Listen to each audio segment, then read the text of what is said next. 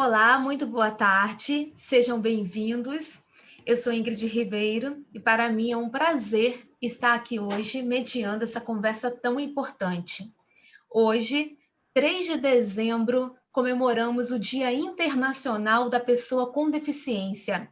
A data foi instituída pela Organização das Nações Unidas, a ONU, em 1992. Segundo o site da Unirio, a iniciativa da ONU teve entre os objetivos conscientizar a sociedade para a igualdade de oportunidades a todos os cidadãos e promover os direitos humanos. O dia de hoje é de luta, mas não apenas para as pessoas com deficiência. É dia de luta para a humanidade que deseja um mundo mais justo, mundo no qual todas as pessoas sejam respeitadas e tenham os seus direitos assegurados. Como professora, entendo que o direito à educação é fundamental. Afinal, por meio da educação, as pessoas podem se desenvolver e construir conhecimentos basilares para que tenham condições, inclusive, de lutar por outros direitos. Sinto-me muito honrada por estar aqui hoje, principalmente porque os 2 professores que aqui estão presentes comigo integram a coordenação do Congresso Nacional de Práticas Inclusivas, o CONAP. Lembrando que foi o CONAP um dos primeiros a emitir nota pública de repúdio à Política Nacional de Educação Especial, do dia 30 de setembro deste ano. A nota pública foi emitida no dia 1º de outubro. No dia 8 do mesmo mês de outubro, estes 2 professores participaram de uma live também em repúdio a essa política. Então, sem mais, para participar de nossa mesa, Educação das Pessoas com Deficiência, entre a luta e o direito, eu tenho um imenso prazer de contar com a presença do professor doutor Décio Nascimento Guimarães, doutor e mestre em Cognição e Linguagem, professor do Instituto Federal Fluminense, docente permanente do MPET, também no IFE, e docente colaborador do PGCL-UENF. E também o professor Douglas Christian Ferrari de Mello, da UFES, doutor em Educação, no programa de pós-graduação em Educação da UFES, mestre em História e professor adjunto na UFES. Então, passo a palavra agora para que iniciemos a conversa. Passo a palavra para o professor Douglas. Muito boa tarde, professor Douglas. Boa tarde, Ingrid. Boa tarde, Décio. Boa noite, bom dia, quem for assistir depois, em outro momento. Todo mundo, a todos os que estão presentes, obrigado pelo convite, pela parceria de sempre, pela nossa luta incansável, em defesa dos direitos humanos, da pessoa com deficiência, da educação numa perspectiva inclusiva, e, além disso, do trabalho de formação do ser humano, da formação humana, importante para todos, e a educação se encaixa nesse momento. A universidade, aqueles que estão nela como alunos, professores, servidores, têm a responsabilidade de discutir esse tema, de falar desse tema, em todos os momentos, e a gente não se furta, em momentos como esse, de estar nos posicionando, e eu e o professor Décio, na condição também de pessoa com deficiência, onde há uma articulação entre pesquisa, entre área de conhecimento, professor, entre militância, ativismo e a própria pessoa. A gente faz essa articulação, esse trinômio, para estar aqui com vocês. Logo, no dia seguinte, 2 dias depois, que saiu a medida cautelar, do ministro Dias Toffoli, contra o decreto 10.502.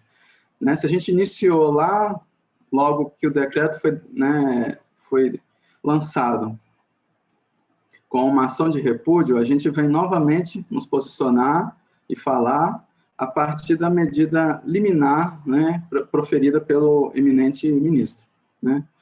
Não poderia ser um outro dia que não esse, né, um Dia Internacional dos Direitos da Pessoa com Deficiência.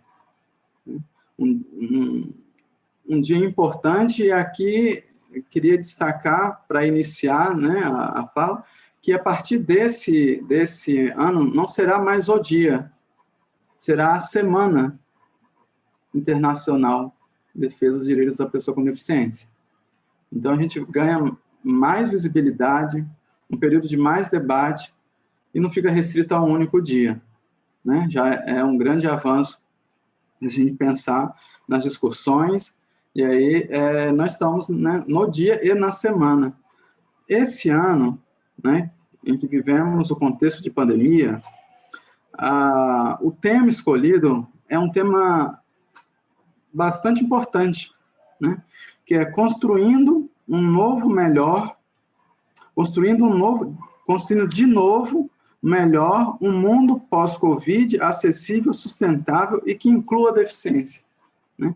Eu destaco, né, duas partes, que é construindo de novo um mundo melhor, porque a pandemia não trouxe novas desigualdades, ela escancarou, mas houve alguns espaços, alguns recursos, né, como é o ensino, por exemplo, né, e aí construir de novo, a gente voltar a pensar numa perspectiva inclusiva, principalmente no nosso país, né, uma perspectiva inclusiva de educação, e que inclua a deficiência, né, parece contraditório, né, pleonasmo, falar de Dia Internacional da Pessoa com Deficiência e o lema trazer isso, trazer essa frase. É porque acontece que muitas das falas, das palavras, não incluem as pessoas com deficiência, mesmo em lugares e espaços e pessoas que trabalham pelos direitos das pessoas com deficiência. Então, a ênfase me fez colocar a necessidade, sim, de reforço, que é para as pessoas com deficiência, que elas precisam ser ouvidas, elas precisam ser protagonistas da sua vida, da sua realidade e da sua luta, da sua história. Nesse momento em que a gente fala da escolha da família, a gente esquece da escolha da pessoa com deficiência, né? Da criança, do adolescente, né? Porque o direito à educação é um direito inalienável e subjetivo.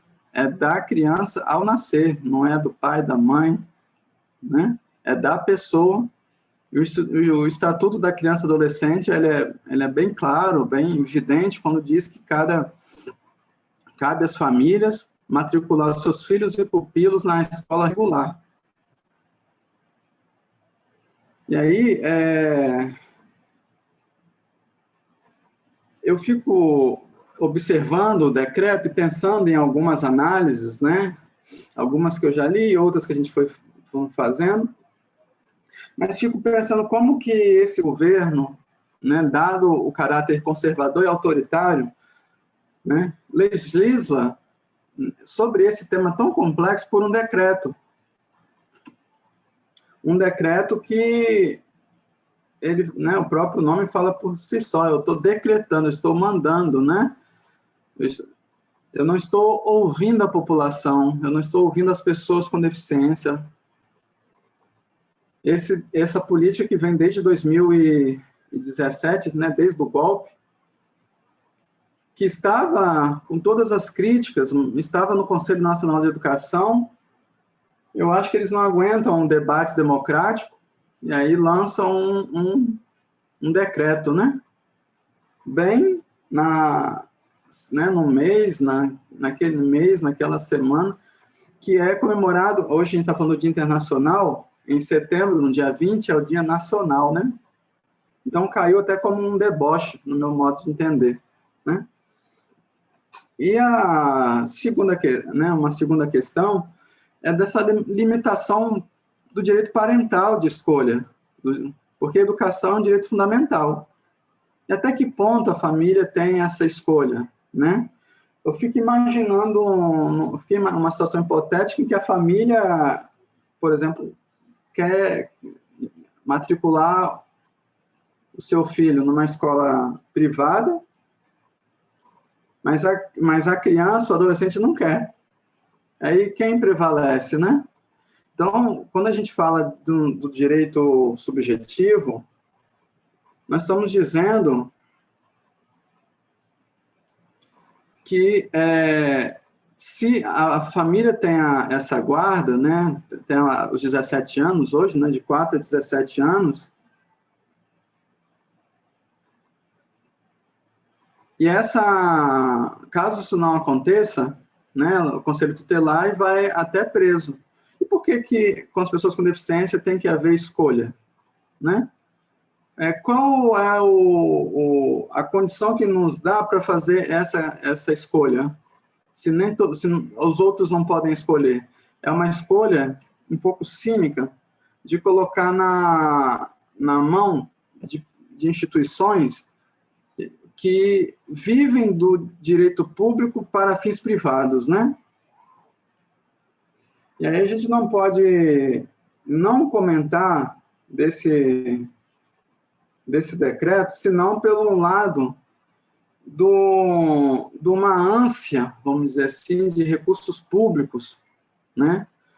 Quando fala no decreto das classes, escolas especiais, e a criação, pasmem, de 17 centros de serviços propostos. Cada deficiência vai ter um centro de referência. E aí eu venho repetindo, né? Cada um no seu quadrado de arame farpado. Eu não quero ficar no chiqueirinho, eu não quero ficar no meu quadrado, eu quero viver com todo mundo, né? Então, há uma certa fome, entre aspas, né? Uma ganância de distribuir esse dinheiro para as instituições privadas, né? E de outro modo, ele conseguiu, com esse decreto, fragmentar os movimentos sociais, as famílias, e há um debate, inclusive aqui na eleição da capital, esse foi um tema da eleição, com elaboração de programas, né, de horário eleitoral, de vídeos, de debates acalorados entre os candidatos, e aí a gente vê as famílias, né, sendo colocadas e até manipuladas, né? E muitas famílias e muitas instituições ajudaram até a eleger, né, aqui um prefeito que é damarista, né? É novo para mim, né? Não é bolsonarista, é damarista, né? O primeiro candidato eleito do direito, né? Aqui na prefeitura de Vitória. E aí a gente fica pensando da polarização ali. Esse decreto colocou um imã e separou. E aqueles que estavam sendo convencidos ou estavam aceitando, mas que tinham um certo pé, né, com a educação inclusiva, ele foi para o lado e aprovou o decreto, né? Aprovar esse decreto, principalmente nós, professores, profissionais da educação, é não entender a nossa função como educador, como professor, né? A nossa ação e opção política, né? Mas eu ouvi, infelizmente, relatos de profissionais da educação especial que aplaudiram esse decreto, né? Profissionais que trabalham na escola. Relatos que me chegaram de e-mail que o diretor mandou para uma mãe de uma pessoa com T21, ou de uma caixa dos materiais que estavam na escola. E o ministro Dias Toffoli, ele é sábio em trazer essa liminar, porque estava afetando a matrícula. Estava afetando já a matrícula para o próximo ano. E nós temos uma ADI, né, do Partido Socialista, né, do Felipe Rigoni, e nós temos uma ADPF, da Rede e Sustentabilidade, pelo senador Fabiano Contarato. E todo o processo estava correndo pela ADPF. mas a medida liminar veio pela ADIM, e ele justifica no seu documento a urgência, e por isso vim pela ADIM, né, com uma medida cautelar. Aí eu passo a fazer alguns destaques do texto, porque a construção do texto é bem interessante, porque traz argumentos jurídicos, traz textos da academia, né, faz uma articulação e utiliza o próprio decreto, parte do decreto, contra ele mesmo, né, para ver a contradição que se coloca por dentro do decreto. E ele parece muito lindo, o decreto, né? Bonito. Eu tive pessoas que me perguntaram, mas o que ele tem de ruim? Só a pergunta já me deixou espantado, né? É que as pessoas não conseguem ver, observar o que está por trás da visão clínica, da visão capitalista, gerencial, da visão segregadora, né? E aí ele fala, né, no seu despacho, né, que o decreto promove alterações na Política Nacional de Educação Especial e separa os alunos do seu contexto de aprendizagem dos demais educandos. É bom lembrar, gente, isso é público, né? Inclusive na posse, como presidente, eu acho que do STF, o seu irmão estava lá, né, um irmão que tem a síndrome de Down, T21, né? Então, é um ministro implicado com a causa, né?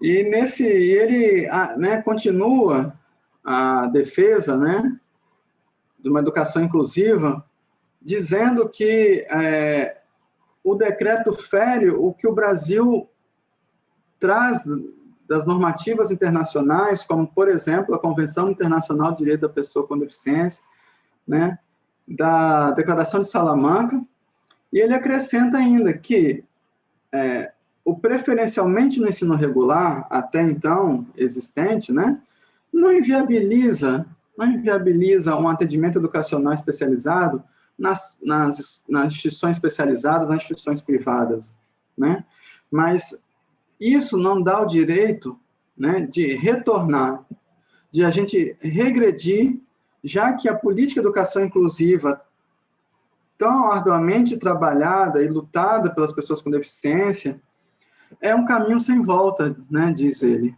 É um caminho sem volta que o Brasil internalizou nas normas constitucionais e que não poderia, nesse momento, segregar, fazer uma política diferenciada, né? Uma política à parte, como é a criação dos centros, né? A educação inclusiva, né, abre aspas, a educação inclusiva é o modo mais eficaz para a construção da solidariedade entre crianças com necessidades especiais, educacionais especiais e seus colegas, né, que a gente comenta, né, tanto que a necessidade de a gente ter pessoas com deficiência na escola, porque os outros alunos também vão conviver e vão ser, aposto eu, melhores médicos, melhores biólogos, melhores professores, né? A convivência com o diferente é fundamental. Né? Sim, professor, mais um minuto, tá bom? Tá, joia. E aí ele traz a ADIM do ministro Fachin, né, que em 2015, em que o ministro, por conta da Lei Brasileira de Inclusão, as escolas particulares vão entrar com uma ADIM também, porque a partir da Lei Brasileira de Inclusão não se pode mais cobrar taxa, né? E o ministro Edson Fachin veda a exclusão das pessoas com deficiência, né? E confirma, mais uma vez, a educação inclusiva, né? Então, a gente não poderia criar, excepcionalmente, uma medida de exclusão, né? E aí, para finalizar, ele utiliza, né, que eu acho isso, né, magnífico da parte dele, quando o próprio decreto coloca escolas regulares inclusivas, né? E aí a definição e inclui nessas escolas regulares, inclusive as classes especializadas, né? E o ministro assim escreve, né, abre aspas, salta aos olhos o fato de que o dispositivo trata as escolas regulares inclusivas como uma categoria específica dentro do universo da educação especial, como se houvesse a possibilidade de existirem escolas regulares não inclusivas. Então, não é uma categoria, né, educação inclusiva é uma forma da escola enxergar a todos, e também as pessoas com deficiência. E em vista, então, da questão da matrícula, né, ele suspende o decreto, né, e coloca a votação em plenário, e aí, por isso, a gente precisa continuar mobilizado, por isso essa live é tão importante, coloca em plenário para votação no dia 11/12 agora, né? A partir do dia 11, com uma previsão de uma semana, para que seja votado em plenário. Então, a gente precisa pressionar os nossos ministros, os nossos parlamentares também, né? O movimento social, para que a suspensão do decreto seja mantido pelo pleno do STF. Bom, ficamos para o debate. Obrigado, espero não ter estourado o meu tempo. Não, tudo bem. Muito obrigada, professor. Um prazer ouvi-lo. No início, eu cometi o equívoco de não falar, né? Hoje teríamos aqui conosco a professora Rita de Cássia Magalhães, da UFRN, ela que atua no mestrado profissional em educação especial, esteve conosco no CONAP, né? Então, é uma professora muito engajada, muito importante, e só não estar aqui hoje porque teve uma indisposição, tá bom? Agora, então, eu passo a palavra para o professor Décio Nascimento Guimarães. Boa tarde, professor, que na verdade é nosso anfitrião, né, também. Boa tarde, Ingrid. Boa tarde, Douglas. Boa tarde a todas, todos e todas que estão aqui nesta sala virtual conosco. Uma saudação especial àqueles que estarão conosco pelo YouTube, aí pós-evento. Eu penso que esta é a grandeza desses recursos, porque, na verdade, a gente torna essas atividades mais democráticas, mais acessíveis e mais inclusivas.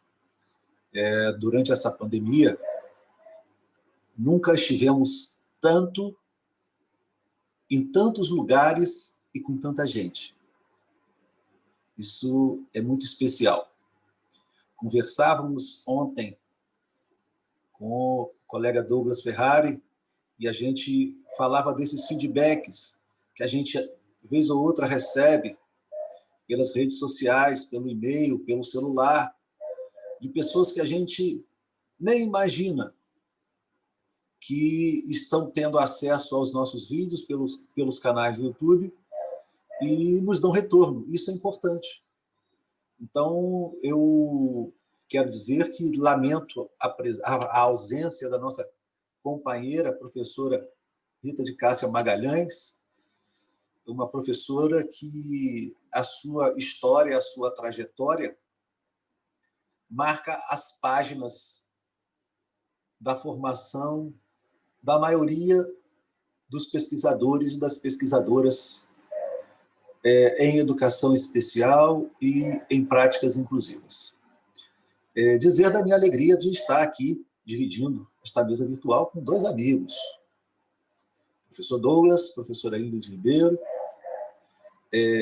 parceiros de pesquisas, de atividades e de luta.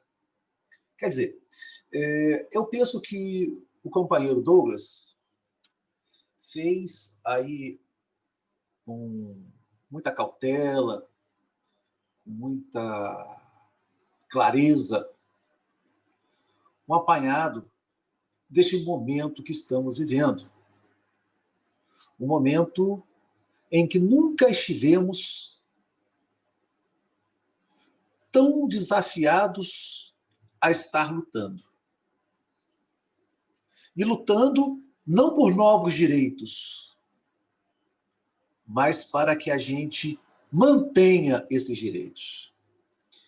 E quando estávamos conversando acerca de que título daríamos a este momento, e é interessante dizer que o planejamento deste encontro, ele começa aí pelo menos há umas 2 semanas atrás, e para nossa surpresa, hoje, nós temos a notícia que o STF, em especial o ministro Dias Toffoli, numa decisão monocrática, em caráter liminar, atende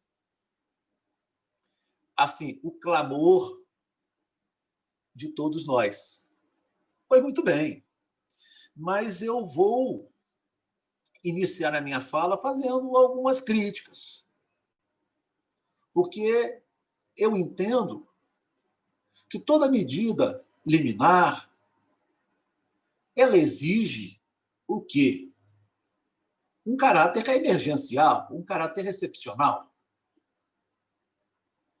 E nós estamos falando de 2 meses de silêncio. 2 meses de inquietação, de angústia e de retrocessos. Estamos festejando aqui hoje uma batalha que não precisaríamos ter enfrentado. Estamos aqui hoje comemorando a retomada de uma conquista. Mas acredito que para um grupo de milhares de crianças e adolescentes com deficiência, esses 60 dias, possivelmente, foram, assim, dias sombrios. Dias não só de isolamento social devido à pandemia da Covid-19, mas também de segregação. Uma segregação causada gratuitamente por capricho. Ou, abre aspas, pelo simples fato, pela simples razão de tornar ainda mais difícil a luta, a caminhada, a trajetória de pessoas com deficiência e outros grupos minoritários.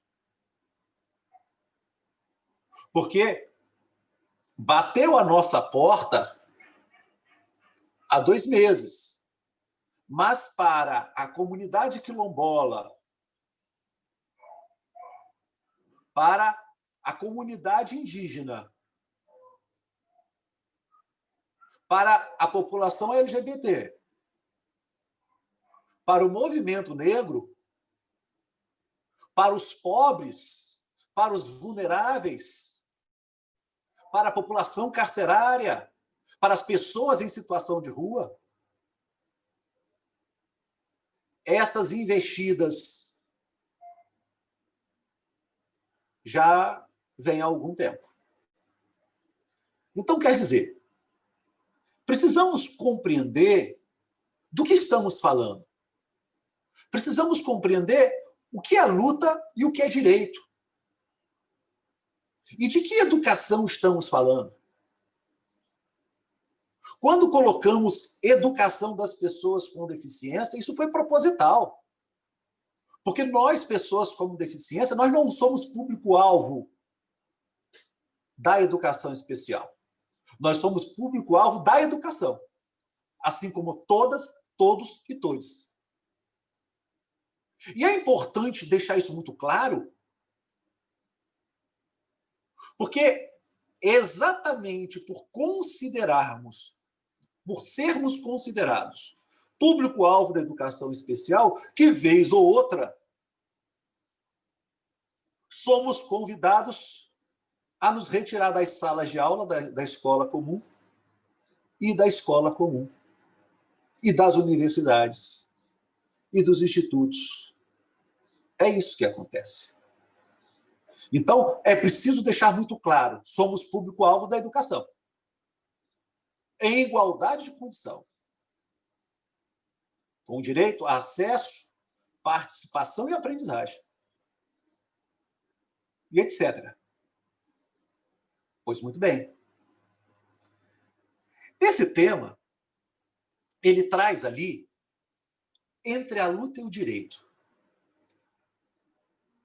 Essa terminologia, essa frase, ela diz muito da minha parceria com o professor Douglas. Isso é parte do título da tese do professor Douglas, que deu origem à primeira parceria nossa no âmbito editorial, que foi o primeiro livro publicado pelo professor Douglas, que eu tive a honra de ser editor. Pois muito bem. E, de uma certa forma, não tem como falar de luta e direito sem a gente pensar de que cenário estamos falando. Estamos falando de uma sociedade disciplinar, uma sociedade que vive sob o domínio de um poder hegemônico, uma sociedade que o tempo inteiro dita padrões, formas e condições.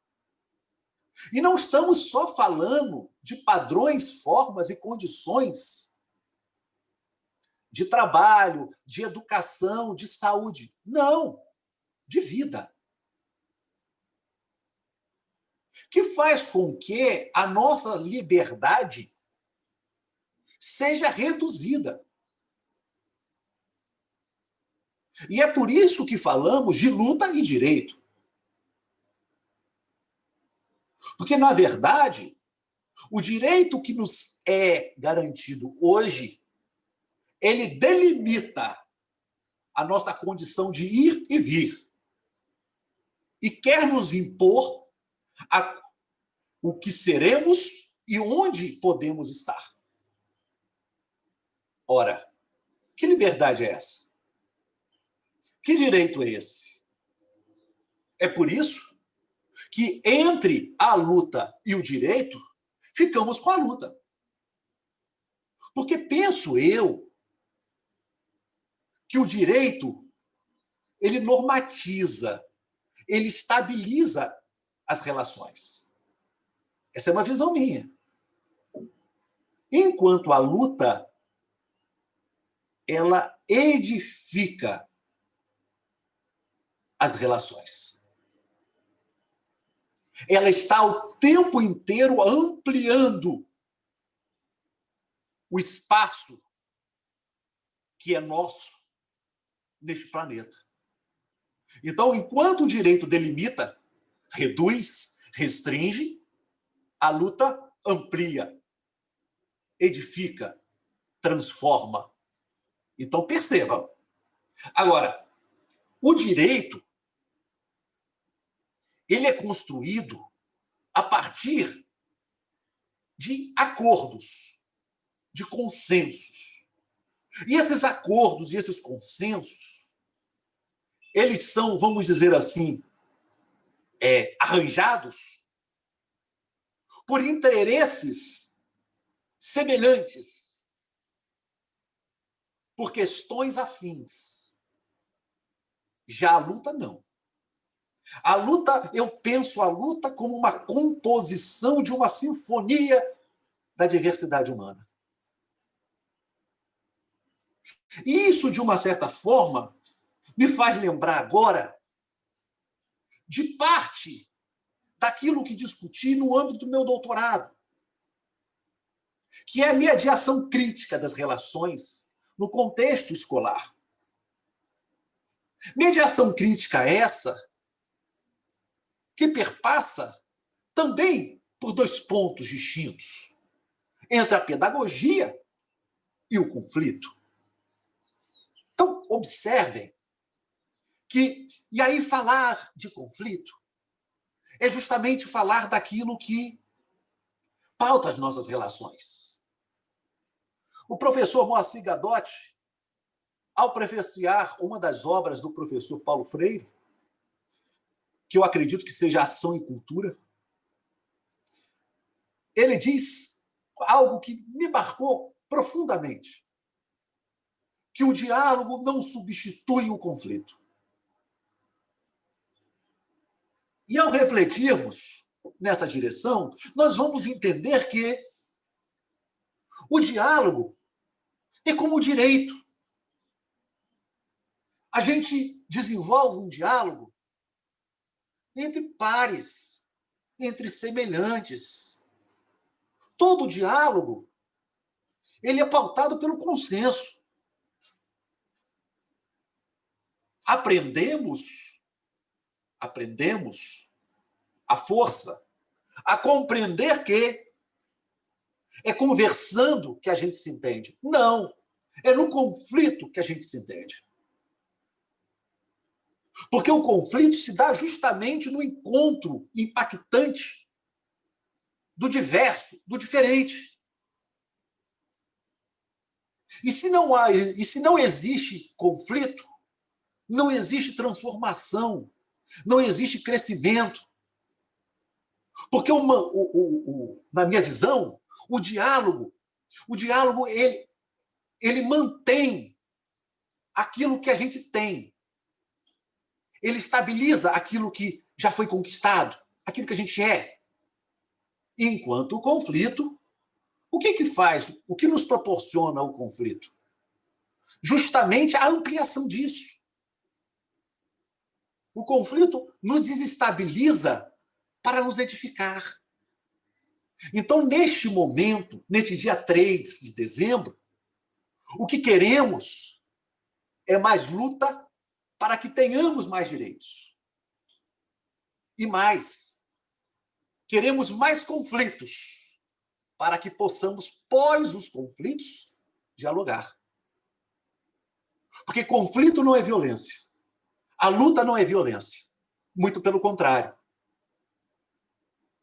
A ausência dos conflitos e a ausência das lutas representa, sim, uma grande violência. A ocultação, a invisibilidade e o silenciamento da pluralidade e da diversidade. E outra, e aí vamos fechar, porque hoje é dia de luta, mas também, por que não dizer, é dia de alegria. Então vamos dizer que a luta é viver. E viver é ser quem a gente é. E como diria Gonzaguinha, viver é não ter a vergonha de ser feliz.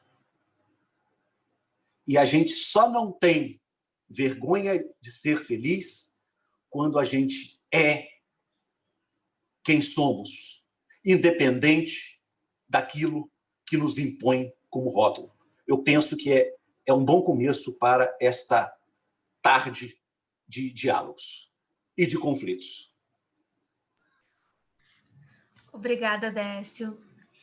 Fiquei aqui refletindo enquanto você falava sobre direito e conflito, e aí você falou do professor Gadotti, né, que prefaciou o livro de Paulo Freire, e eu me lembrei que o que está lá em Paulo Freire vai muito ao encontro do que você está a apontar, né? Que é característica do ser humano ser mais, esse movimento, esse não estar estático, essa normatização não é natural, né? Porque nós, seres humanos, sempre estamos no processo, de fato, e queremos ser mais. Isso é próprio do ser humano. Então, que ninguém, em momento algum, tenha limitado o seu direito de ser mais e o direito, inclusive, de lutar, né? É isso. Muito bom, muito obrigada. Eu tenho uma dúvida, né? Por enquanto não vi nenhuma pergunta aqui no chat, então eu vou tirar a minha. Eu fiquei muito curiosa, eu tenho assistido a algumas lives, eu tenho acompanhado, né, alguns eventos, e principalmente nas mensagens, eu reparei isso no Coninter. Houve uma mesa, né, que falava dessa questão. Eu reparei que algumas pessoas, elas, como o professor Douglas bem colocou, né, parece que o decreto, ele dividiu um pouco as pessoas. E aí eu vi pessoas que se diziam ligadas a movimentos que defendiam a inclusão das pessoas e tudo mais, como deve ser. Não se pode pensar em educação e ensino se não for para todo mundo, mas pessoas que defendiam, que paradoxalmente, né, defendiam o decreto 10.502. Então, eu queria que vocês falassem o porquê desse entendimento. Algumas pessoas me procuraram também, professor Douglas, e perguntaram assim: Ingrid, por que o decreto não é bom? Por que não? Né? Eu vi a propaganda na TV, pareceu tão legal, pareceu tão interessante, por que não é bom? Eu gostaria que vocês esclarecessem um pouco, conversassem um pouco sobre isso. Posso começar? Douglas, pode começar. Os mais velhos primeiro. Hoje ele tá que tá. Não é?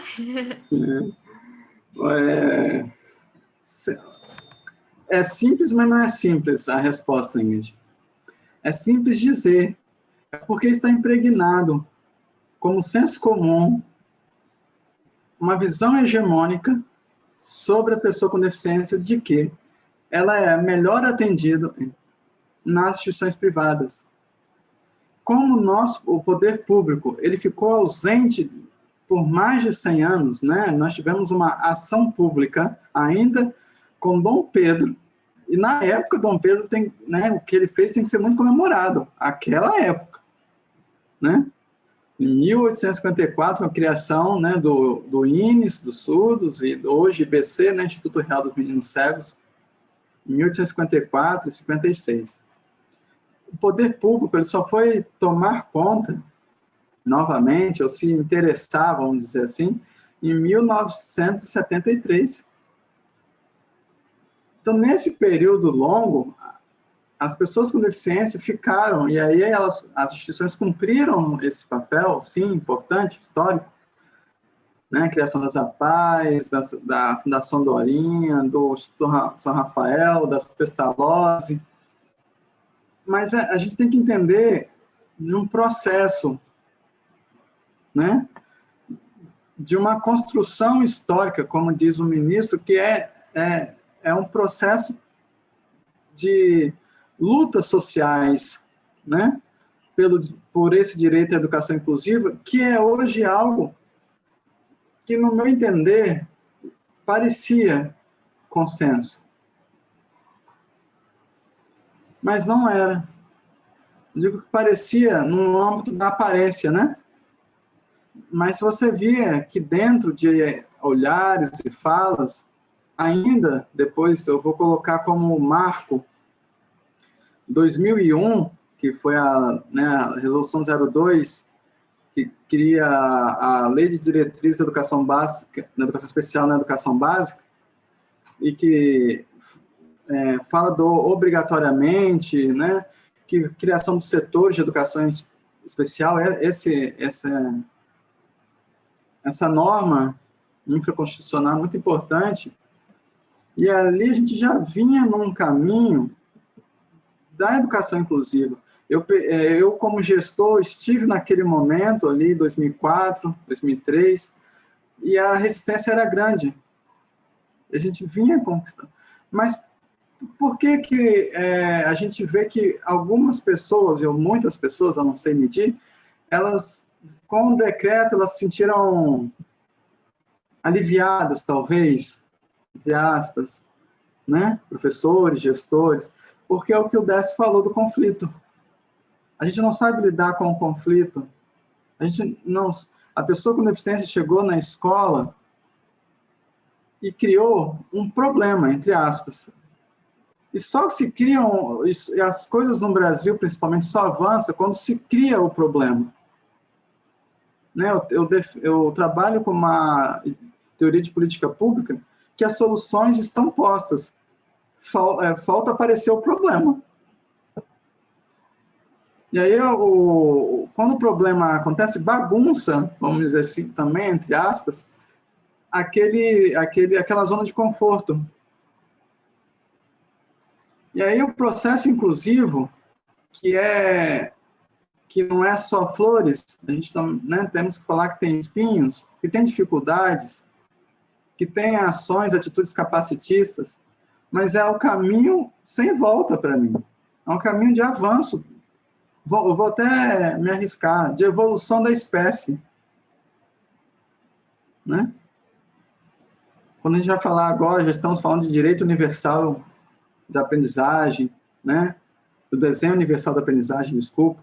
Antes a gente já falava do desenho universal na arquitetura, né?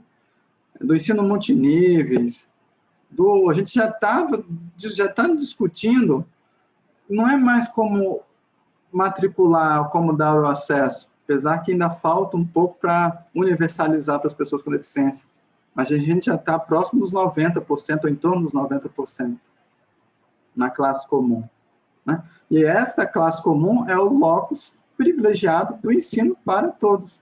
Mas o conflito trazia muita angústia, porque aí a gente vai ver, está incutido no que eu chamo de senso comum, que alguns vão falar de hábitos, outros vão falar de inconsciente coletivo, que as pessoas com deficiência são melhores tratados separadamente, entre os seus iguais, no seu gueto, no seu quadrado de arame farpado, lá na instituição privada, para lá, né? Entendo. Então é por isso. É simples de falar, mas é muito complexo de se entender o fenômeno. Obrigada, eu já penso, Ingrid, Douglas e demais colegas, que penso que precisamos refletir um pouco além disso tudo que o Douglas colocou, que concordo, mas penso que a entrada das pessoas com deficiência, a entrada da diversidade na escola, desestabiliza, causa uma ruptura nos padrões hegemônicos da escola. E ao propor ou causar essa ruptura, a gente faz com que aqueles que estão lá comecem a enxergar neles também as suas diferenças. Eles passam a reivindicar o seu direito de ser quem são e quem querem ser. E de estarem naquele espaço ali, nessa condição de liberdade. Porque, percebam, todos nós temos lembranças da escola. Lembranças maravilhosas e lembranças dolorosas. E, por certo, as nossas lembranças dolorosas, elas passam justamente por isso. Pela nossa dificuldade de se enquadrar naqueles padrões, naquelas formas que nos eram impostos. Os tempos livres na escola são reduzidos. Até mesmo aqueles espaços que as crianças e os adolescentes teriam para se aproximar, para brincar, para se conhecer. O que acontecia? O que acontece? É o espaço onde eles precisam se alimentar. É o espaço que eles vão correr para os banheiros. Então, me parece que, de uma maneira ou de outra, a presença das pessoas com deficiência e a presença de todas, todos e todes na escola causa justamente o quê? A urgência da escola em deixar de ser esse quadradinho de meia dúzia.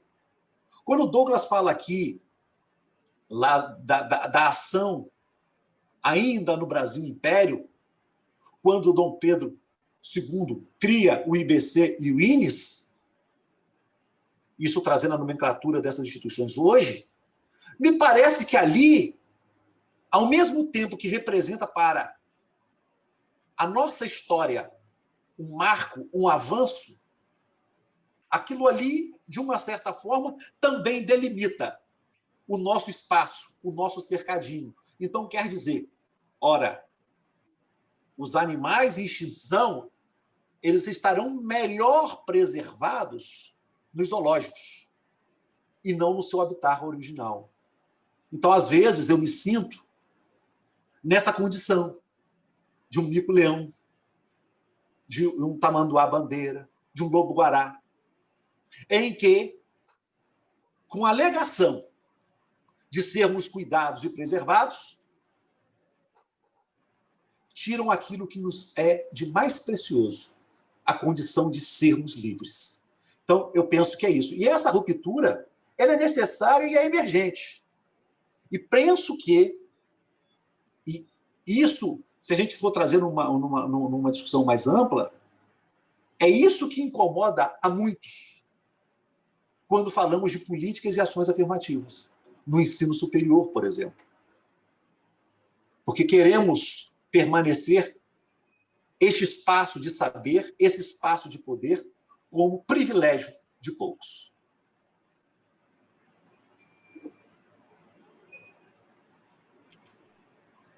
Sim, professor, eu te ouvindo, e quando você falou das memórias, né? As memórias afetivas que trazemos dos tempos de escola, por exemplo, foi pertinente quando falou da questão do recreio cada vez mais reduzido, né? Parece para encaixar mais esse indivíduo, essa pessoa, dentro daquele bloco de regras mais específicas, né? Mas eu me lembro... Quando eu li esse decreto, eu me lembrei muito da classe especial que existia na escola que eu estudava. Então, e da forma que o resto da escola, que os outros alunos viam aquela turma. Então, nós não podemos realmente admitir uma coisa assim. A escola, ela realmente é para todo mundo.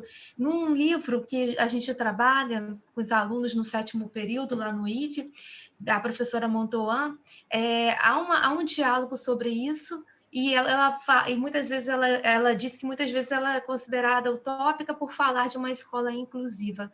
Mas, na verdade, utopia é acreditar que o ser humano é igual, que alguém é igual a alguém, né? É não perceber a diversidade humana. Então, isso sim seria uma utopia. Somos sim diferentes, temos características diferentes, temos potencialidades distintas.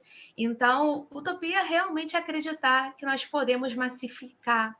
E são tentativas, né, o tempo todo, muitas vezes por meio de comunicação, pela educação, né, e são plurais as tentativas. Mas isso seria, talvez, uma utopia, como a autora bem coloca. E aí eu fico muito preocupada, como professora, né, formadora de professores, de alguma forma tento contribuir com a formação, né, porque as pessoas se formam com a ajuda das outras, então, também. Fico preocupada assim, por que tantos professores, e eu ouvi isso muito no meu curso de pedagogia, lá no início deste século, eu vi muito as colegas falarem assim, eu sou contra a educação inclusiva porque ela é uma utopia, eu sou contra a educação inclusiva porque não é possível, e só funciona bonitinho no papel, mas na realidade não funciona. Então, como fazer, professores, como ajudar a formar pessoas que entendam que a educação ela tem que ser inclusiva, tem que ser para todo mundo, né? Tem que caber todo mundo, senão ela não é boa para ninguém. Olha, Ingrid, isso remonta o meu processo seletivo de mestrado, em que, sabe aquele momento que você, sabe, Douglas, você está numa banca, você chega assim e diz assim, deu ruim. e você... Senti isso fala no assim, doutorado. Pois é, aí você diz assim, agora eu tenho que chutar tudo. Já que está perdido, vão por tudo ou nada. De repente eu digo, num debate com uma das avaliadoras, eu ia falar inquisidora, mas uma das avaliadoras, eu disse assim, olha, professora, a senhora vai me desculpar, mas a educação é inclusiva, a escola não. E ao falar isso, me deu a oportunidade de estabelecer um novo diálogo com aquela banca. E aquilo foi determinante para que eu entrasse. Porque, na verdade, quando você fala, Ingrid, de que para a maioria, a inclusão, pensar a educação, pensar a escola numa perspectiva inclusiva é utópico porque é a formiguinha enfrentando um elefante. É você estar numa via contrária a toda a lógica da escola e da educação. Que é de quê? Segregar. Que é o quê? Criar um ranking em que você já determina, nos anos iniciais, quem serão aqueles que vão chegar após a graduação. Quais serão aqueles que ocuparão os melhores lugares no mercado. É por isso que, inconformados com a educação como direito social, e todos esses investimentos em políticas e ações afirmativas que fizeram com que o acesso à educação fosse um pouco mais democrático, um pouco mais. É por isso que eles não se dão, é por isso que eles não descansam em questionar isso e querer defender uma dita meritocracia. Porque, na verdade, a meritocracia defendida por eles é só uma. É aqueles que já nasceram com carimbo de elite se perpetuarem nessa condição. E aqueles que nasceram sem esse carimbo também se mantenham distante desses lugares considerados, vamos dizer assim, dignos. Porque dignidade é só para eles. Para nós, as migalhas. É por isso que, inclusive, eu, às vezes, em alguns debates onde estou discutindo os direitos sociais, eu digo que estamos muito longe de termos esses direitos sociais, porque o que nos oferecem são direitos miseráveis.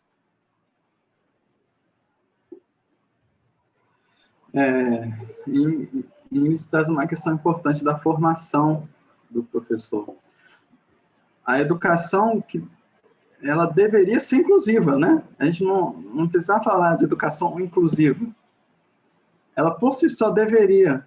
Mas no sistema que a gente vive, que é um sistema excludente, exploratório, discriminatório, nós precisamos falar em educação inclusiva, na educação das pessoas com deficiência, na educação especial, na educação de qualidade, né? Porque a educação, ela é alienada, ela é separada das pessoas. Então, ela é dual, né? Como a gente diz. Para um grupo, é um tipo de educação, que é aquele das elites. Para os outros, é outro tipo de educação. E aí a gente precisa parar um pouco e refletir que a educação, ela não é homogeneizadora, mas, infelizmente, estamos num contexto que vem não só de agora, mas desde a BNCC, de uma tentativa de padronizar, de inserção de um determinado grupo, chamado Todos por alguma coisa, eu me recuso a continuar a dizer o nome, porque eles são contra a educação. ou melhor, são a favor da educação empresarial, né? E eles estão determinando as políticas, eles não estão avançando só satisfeitos com a venda de equipamentos, né? Com apostilamentos, com instituições privadas, particulares, não. Eles avançaram ainda mais porque eles querem um profissional treinado de acordo com o que eles querem. E para isso eles têm que formar professores, então, né, a BNC Formação, eles precisam ter um currículo moldado de acordo com o que eles entendem, né? Para isso. E aí, os alunos com deficiência, eles fogem à padronização, a qualquer tipo de padronização. Você não vai ter um aluno, e isso é qualquer aluno, mas na educação especial você não vai ter um aluno com pode ter a mesma deficiência, pode ser gêmeo. Não vai ser igual. A padronização, vamos dizer que a gente, entre aspas, atrapalha a padronização. E a gente começa a entender que a partir dessa escola excludente, a gente começa a viver as pedagogias do não pode e do só pode. A pessoa, ele não pode aprender matemática, ele não pode aprender trigonometria, ele não pode aprender, ele só pode aprender as 4 operações. Quem disse? É eu que vou dizer pelo outro? Que é isso que acontece. E aí eu estou trazendo a necessidade de a gente afirmar a pedagogia do sim, ele pode, né? Sim, nós podemos, né? Vamos utilizar aqui a frase do Obama. Sim, nós podemos. Porque a pedagogia do também, ele também pode. Ou, no máximo, a pedagogia do ainda não pode, né? Ainda não podemos ser piloto a jato, né? Eu e Décio, mas poderemos, daqui a uns anos, ser motorista. Um carro automático. Isso não era impensável 10, 15 anos atrás. Então, a educação inclusiva, ela é histórica, né? Ela tem um desenvolvimento histórico. E nesse processo, a gente tem que partir para outras pedagogias, né, em relação, e eu estou falando, inclusive, na educação especial, porque a educação especial, ela é capacitista, ela nasce do capacitismo e ainda permanece capacitista, onde eu vejo a educação das pessoas com deficiência visual, por exemplo, a partir de uma matriz visual. E como a gente pensar que, nessa educação que precisa ser pensada em alta expectativa, a gente precisa ter alta expectativa desde a mãe, desde lá a mãe, às vezes, hoje a gente já dá para saber se uma pessoa vai nascer com deficiência ou não. Então, desde lá, da barriga da mãe, tem que ter alta expectativa, porque a gente vai poder, a sociedade vai ter um Décio, né, editor com deficiência, vai ter a Mariana Reis, que é cadeirante e tem carta náutica, vai ter o professor Éder Camargo, que é professor de física, cego, vai ter o pedreiro cadeirante, que tem, né? Vai ter o cego mecânico de carro. O que eu quero dizer com isso? Que nós temos que ser e fazer o que queremos ser e o que queremos fazer. Ninguém pode determinar pela gente. Nosso limite é nós que nos colocamos. E aí pensar, né, de uma palavra de ordem que comecei junto com outras pessoas, mas que Décio melhorou a palavra de ordem, né? Que não é a palavra de ordem não é mudar de escola, é mudar a escola. Aí Décio veio, né? Não é mudar de escola, é investir na escola. Exatamente. Investir. Porque o professor tem que ter o direito de ensinar.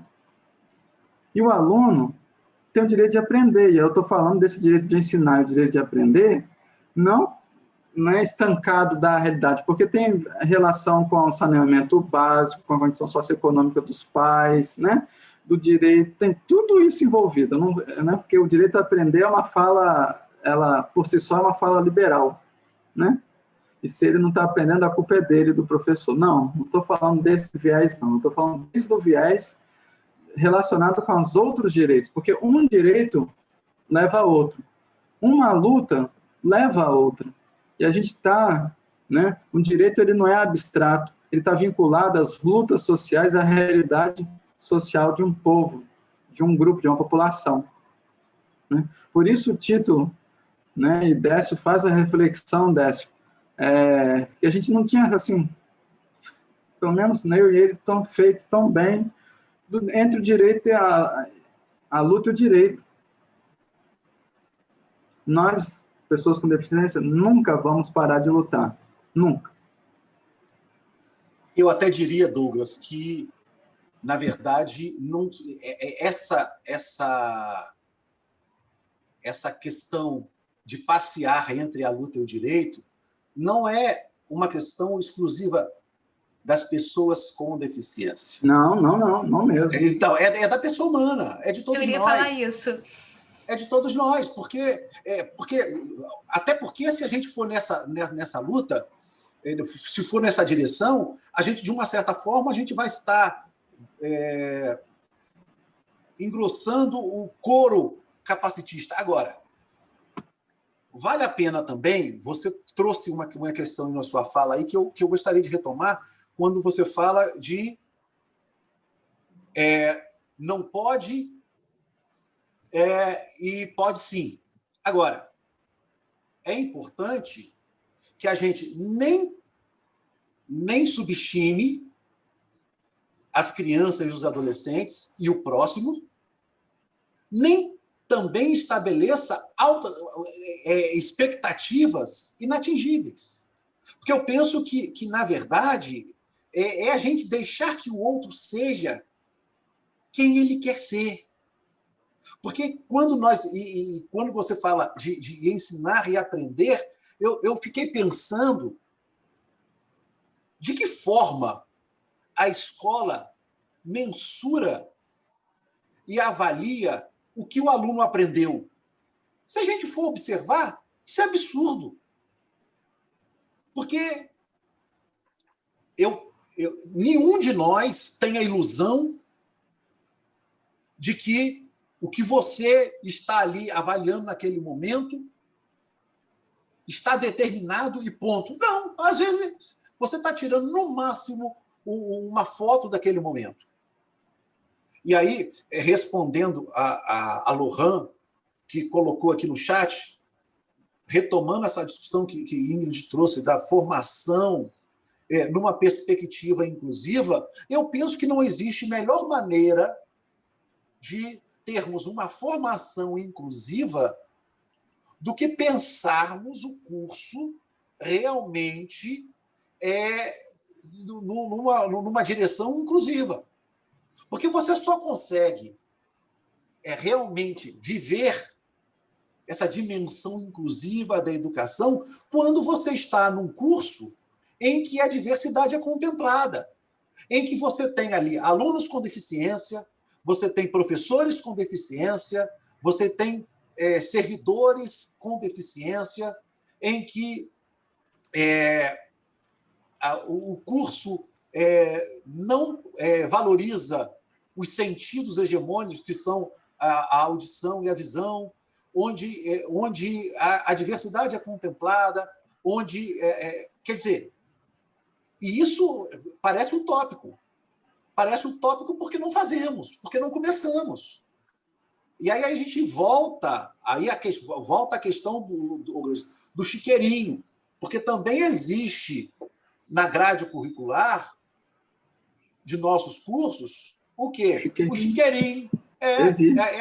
Aqui a educação especial, aqui vou mexer com a professora Érica, aqui é educação física adaptada, aqui é disciplina de Libras, aí pronto. Aí parece que aquilo ali te credenciou para alguma coisa, aquilo te dá pistas. É melhor do que nada. Mas eu penso que precisamos trabalhar, porque, ora, se a gente for observar, Ingrid, Douglas e colegas, no universo dos fundamentos da educação, nas discussões em torno da didática, etc., etc., currículo, parece, gente, que nunca existiu pessoas com deficiência.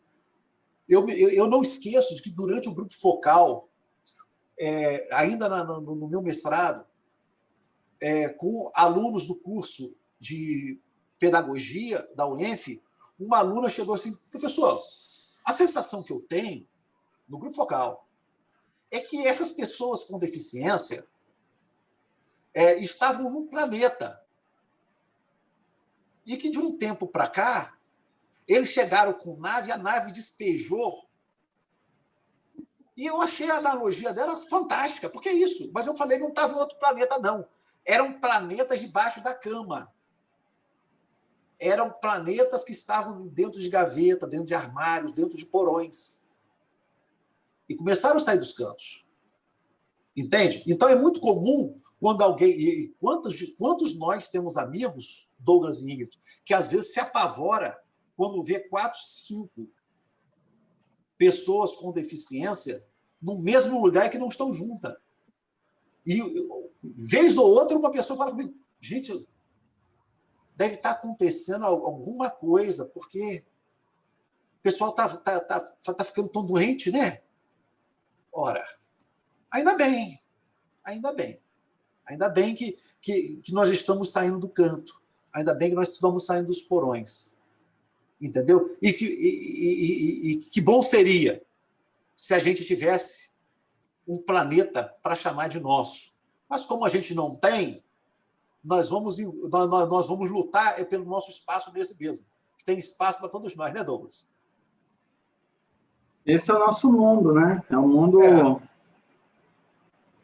em que todo mundo tenha o direito a liberdade, né? Que saiamos da necessidade, só da necessidade, e fomos para a liberdade de escolher, né? A pessoa com deficiência, ela é colocada sempre num espaço, mesmo não físico, que eu chamo um roubo de subjetividade.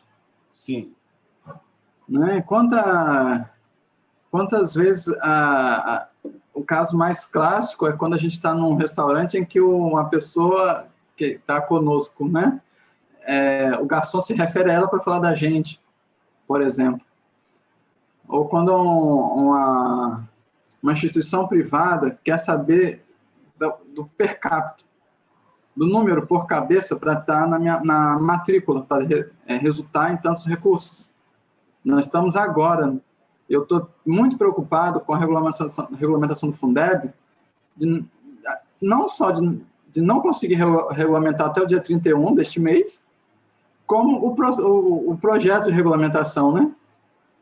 Nele incluso. Então, é per capita. Ou quando se utiliza dos direitos sociais para benefícios próprios. Quando eu vejo, por exemplo, um parente... levar a pessoa com deficiência porque ele tem um passe livre, então, como acompanhante, ele não paga. Mas não é para a pessoa com deficiência. É para ele ir em algum outro lugar, em algum outro espaço. Então, a pessoa com deficiência acaba não tendo direito de escolha. A pessoa com deficiência, pelo que você está colocando aí, passa a ser o crachá, né? Aqui não é crachá. Por aí, Décio. A gente perde a nossa subjetividade, né? Ela nos é roubada. Porque a gente não tem aquele direito de escolha. Para a gente ir, por exemplo, a um teatro, tem que ser pensado 10 vezes na rota, de como vai fazer, no planejamento. Qualquer ação nossa tem que ser planejada, o que é algo ruim, mas é necessário, mas é ruim. Se tem uma coisa que caracteriza, de alguma forma, claro, em diversos níveis e graus, pessoa com deficiência, essa antecipação, né? E todos nós somos dependentes, né, um do outro, mas é um grau maior de dependência em algum momento, em algum espaço, em alguma situação, né?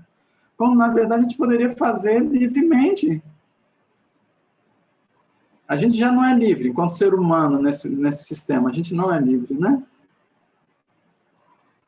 A gente não é livre para ir daqui a ir amanhã lá em Londres. Nós não somos livres.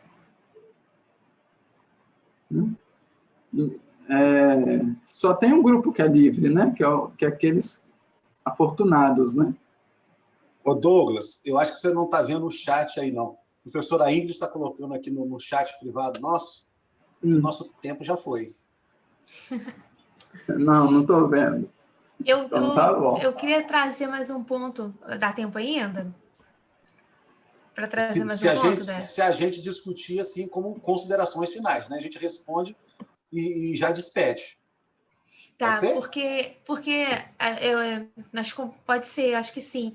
É só a partir de um comentário de uma colega, professora Simone, eu acho, no Facebook. E aí eu fiquei refletindo também o que acontece. Nós falamos da formação de professores, da necessidade, né, de pensar essa formação, e Lohan ratificou isso aqui no chat conosco, mas eu fico me lembrando do meu tempo de professora, quando eu atuava na educação básica, e a colega aqui coloca isso, né, que a educação básica no Brasil não dá suporte a professor, ficando tudo muito difícil, tudo muito mais complicado. Então, talvez, às vezes, essa percepção do professor que as coisas não iriam dar certo, que seria melhor, então, se houvesse uma escola estruturada, ainda que separada, não que eu concorde. Eu estou querendo dizer que o sucateamento parece-me assim, que ele é tão grande e que, às vezes, os professores eles ficam um pouco perdidos por falta de suporte mesmo, por falta do acompanhamento que ele precisa, dos profissionais que ele precisa, dos recursos que ele precisa, e foi o que o professor Douglas falou, esse direito a ensinar, né? O ensinar envolve plurais condicionantes, são vários. Esse menino, para aprender vários condicionantes também. O que ele comeu hoje, ele está sendo respeitado, inclusive nessa diversidade dele. Ele está tendo condições de acesso, de locomoção. Então, são tantos condicionantes. Então, só para a gente falar um pouquinho sobre a situação que a gente fala, realmente a educação é inclusiva, a escola nem sempre. Acho muito interessante quando você traz isso, Décio. E como fazer dessa escola inclusiva, né? O que precisaria para ela ser inclusiva? A gente sabe que passa pela formação, mas não só pela formação, mas nas condições de trabalho também, né? Que condições seriam essas?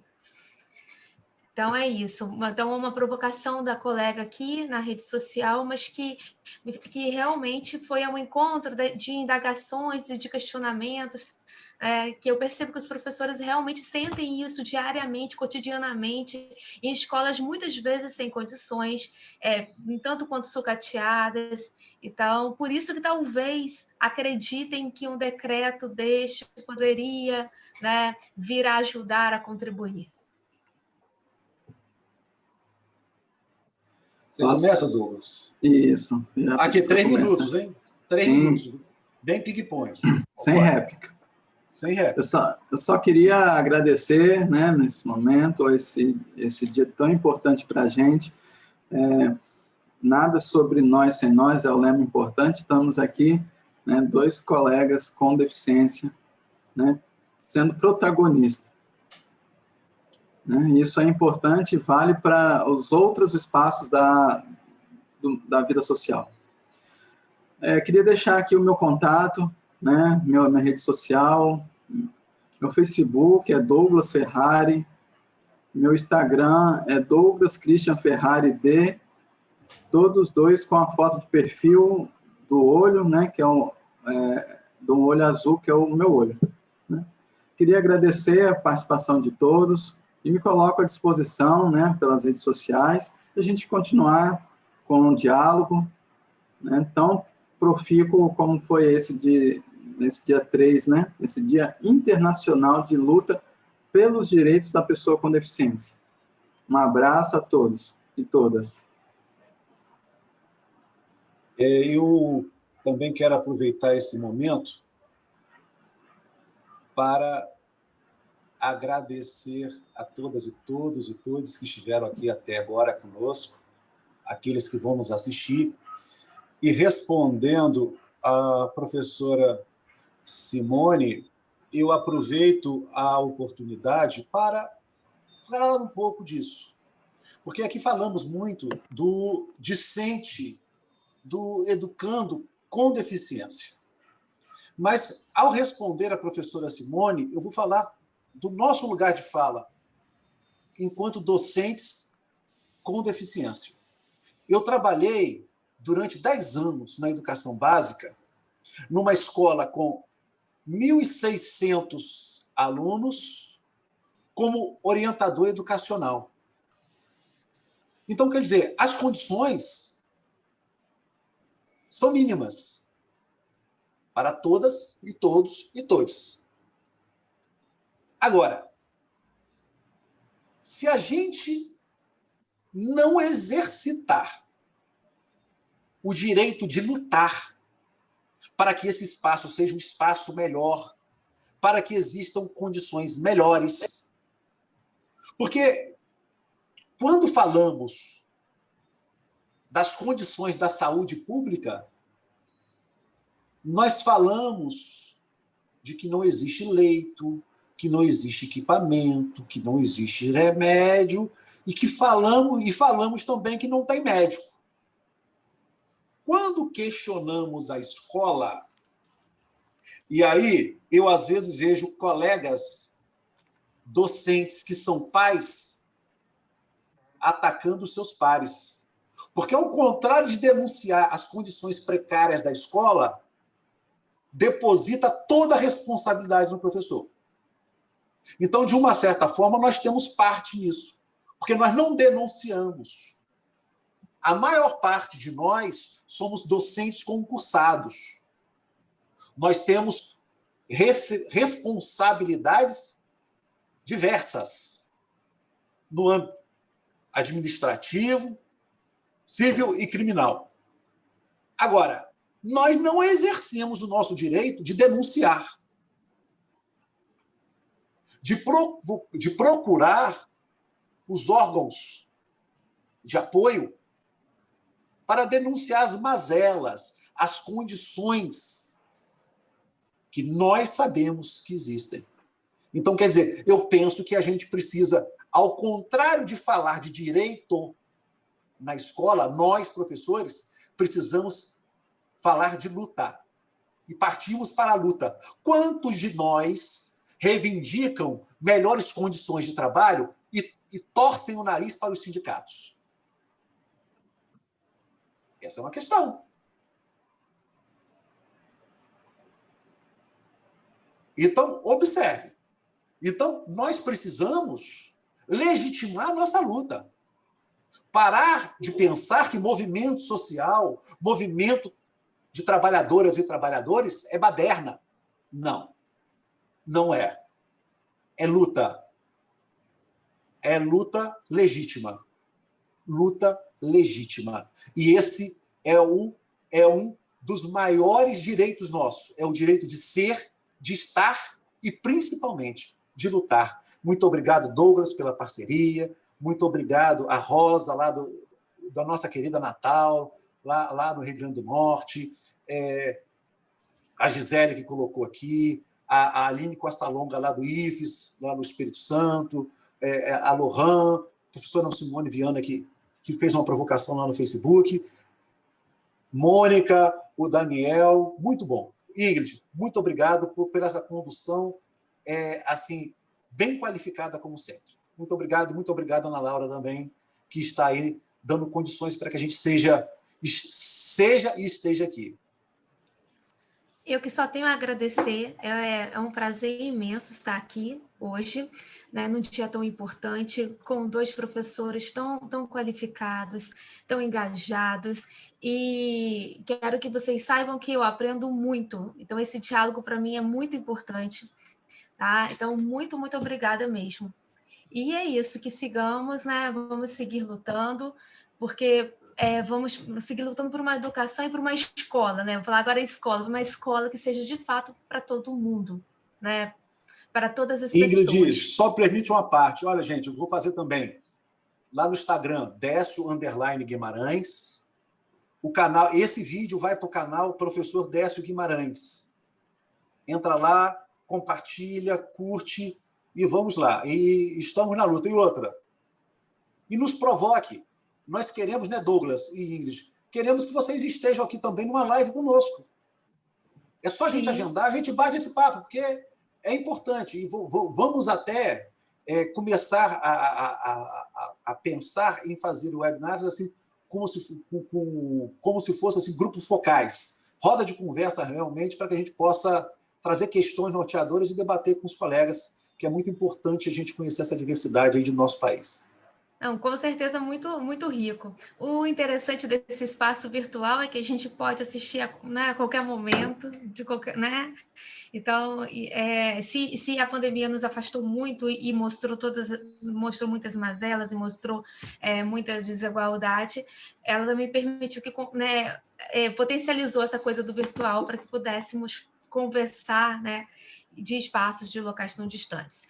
É isso, muito obrigada, então, tá bom? Até a próxima oportunidade. Tchau, tchau. Tchau, tchau. Tchau, tchau, Douglas. Tchau, tchau, aí. Obrigado, gente.